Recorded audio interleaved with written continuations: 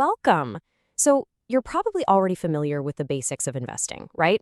You know what a stock is, how an SIP works, you've got the technical stuff down. But today, we're not just talking about the how. We're digging into the why. I mean, have you ever wondered about this? You know how to invest. You've done the reading. So why do so many smart people still end up losing money? It's a really good question, and the answer isn't found in some complex market chart. It's actually a lot closer to home. It's right inside our own heads. Okay, check this out. This right here is the real secret. We spend so much time chasing that 20%, finding the perfect stock or the next big thing. But the truth is, a massive 80% of creating wealth comes down to your behavior. It's not just what you know, it's how you act. Your mindset, that's your biggest asset by far. So let's explore that huge 80%, shall we? Think of this as a quick trip into the investor's mind. We're going to map out some of the most common mental traps that can, secretly sabotage your wealth. And don't worry, we'll also talk about how to dodge them. All right, Section 1.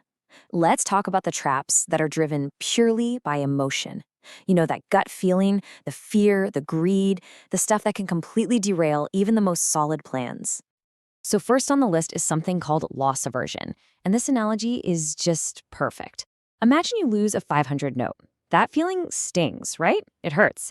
Now, think about finding a 500 note. It feels good, sure, but the pain of losing is just way more intense. Our brains are hardwired to hate losing, and that has a massive impact on how we invest. And here's how that plays out in the real world. The market dips a little, and what do? We panic. We sell at a loss just to make the pain stop. So what's the action plan? First, you've got to accept that dips are totally normal. They're part of the game. Second, focus on the long-term plan. And third, maybe the most powerful tip, just automate your SIPs. Let the system do the work so your emotions can't get in the way. Okay, next up is a classic, herd mentality. We all know it as FOMO, right? The fear of missing out. And this analogy is so true. If 100 people on the street suddenly look up at the sky, what are you going to do? You're going to look too. It's just a deep human instinct to follow the crowd. When it comes to investing, this means buying that hot stock everyone's talking about or acting on a random tip. But here's the catch. The crowd is usually late. By the time everyone's talking about it, the big gains are often gone. So your action plan is to build a defense. Always ask yourself, do I really understand this? Stick to your plan, not someone else's. Oh, this one is so relatable. The instant gratification trap. I mean, who hasn't felt this? You want those six-pack abs for the long term, but that biryani tonight sounds so good right now. It's the exact same battle with investing. We want long-term wealth, but the temptation for a quick win is always there. So how do you beat this? You have to totally shift your perspective. Think in decades, not days. We're talking 10, 15 years out. You have to learn to trust the slow, quiet magic of compounding.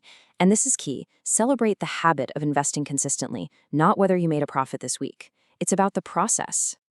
Okay, moving on to Section 2. We've talked about emotional traps. Now let's look at traps of faulty thinking. These are less about feelings and more like, glitches in our brain's software. Little bugs in our logic. First, we have something called anchoring bias. This is where our brain gets stuck on the very first piece of information it sees. So if the first price you hear for a stock is 100 rupees, that number becomes an anchor in your mind. It becomes the truth you measure everything against. And this is why you hear people say things like, I'm just waiting to break even before I sell. They're anchored to that old price, even if the company is completely different now. The past price doesn't matter.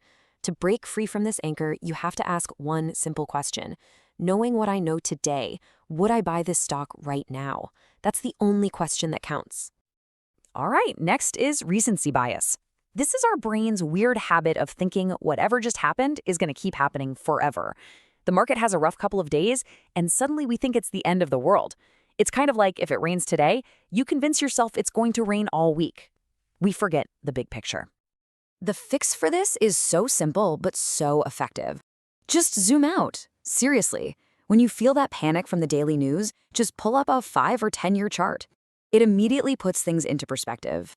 And please, for your own sanity, stop checking your portfolio every single day. Maybe once every 6 months? That's plenty. And this last one, it might be the trickiest of them all, confirmation bias.